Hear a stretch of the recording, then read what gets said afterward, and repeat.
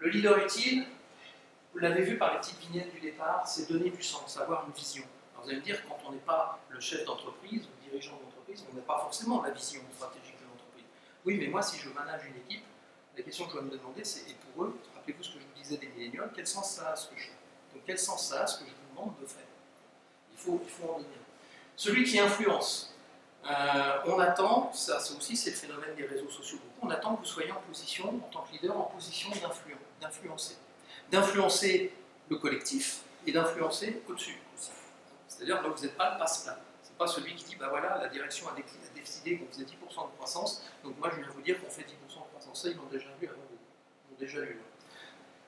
Celui qui apporte du soutien et qui responsabilise, qui va m'amener à vous parler un tout petit peu de la délégation aussi. Alors je vais vous donner un exemple de ça. J'ai eu il y a quelques années de ça, et à l'époque j'étais DRH salarié dans cette entreprise.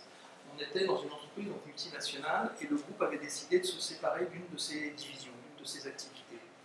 À l'époque, moi j'étais DRH, j'avais Paris et j'avais Benelux.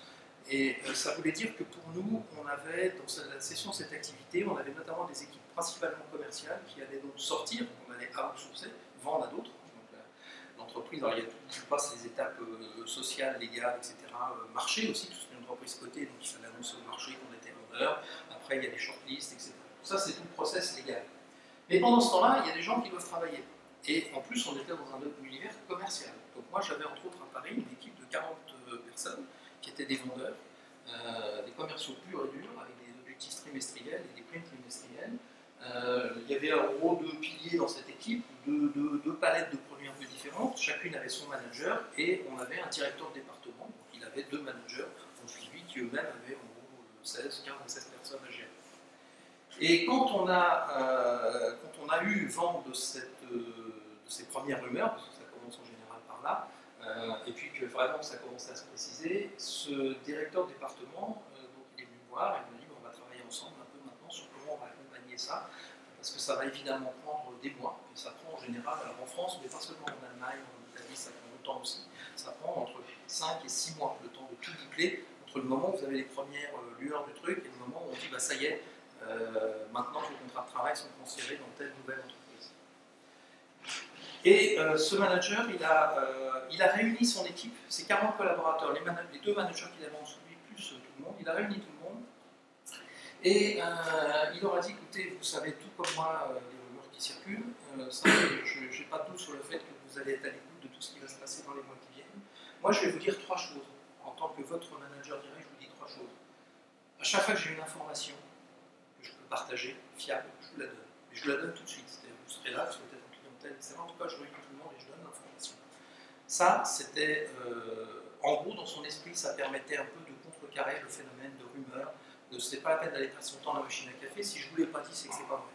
En tout cas, c'est pas vérifié ou c'est pas officiel.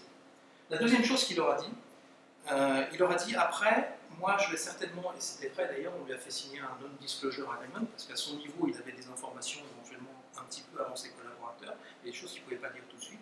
Il a dit, je vous dirai quand même que je sais éventuellement d'autres choses, je ne vais pas encore vous le dire, mais je vous dirai quand je pourrai vous le dire. Typiquement, le moment critique, c'est quand le nom de l'acheteur est enfin connu, en France notamment, mais je le disais aussi en Allemagne, on doit d'abord annoncer ça aux partenaires sociaux, puis après on a le droit de commencer à en parler ailleurs, dans la presse, etc. Donc souvent les managers sont prévenus un petit peu au même moment, en amont, et là il a dit bah, moi je viendrai devant vous, je vous dirai voilà, le nom de l'acheteur, maintenant ça y est, je l'ai, je serai autorisé à vous le donner jeudi, et on est mardi. Donc vous attendez encore 48 heures, mais vous allez l'avoir, et je vous le donnerai. Et ça permettait, ça a assis quelque chose d'important, ça a assis la confiance. C'est-à-dire qu'ils se sont dit, on a quelqu'un en face de nous qui est suffisamment courageux pour nous donner les informations qu'il faut nous donner, qui ne sont pas toujours marrantes. Vous imaginez que les gens se posaient des tas de questions sur leur devenir. Et puis également sur, voilà, bah, il y a une information, ça y est, maintenant, il ne peut pas nous la donner, mais en tout cas, il nous dit qu'il est là. Toujours là, il est toujours derrière nous. Et la troisième chose importante qu'il leur a dit, il leur a dit, bah, vous savez, je suis comme vous, je fais du commerce, je fais du business. À partir de maintenant, et je suis pour les 5 mois qui viennent, je libère dans mon agenda toutes les plages de déjeuner. Je ne prends plus un seul déjeuner client. Ces plages de déjeuner, elles sont faites pour chacun de nous. C'est-à-dire que si vous voulez me voir, si vous avez des états d'âme, si vous voulez qu'on en parle, confidentiellement bien sûr, entre vous et moi, vous me demandez à me voir et on prendra le temps d'une déjeuner ensemble. Je sais que là, c'est des moments où on n'a pas les conf calls, etc. Donc ça peut fonctionner comme ça. Je peux vous dire que pendant les 5 mois qui ont suivi, il a toujours été pris. Tous les jours, il a été pris. Certains, plusieurs fois. J'ai jamais su ce qui se disait dans ces conversations.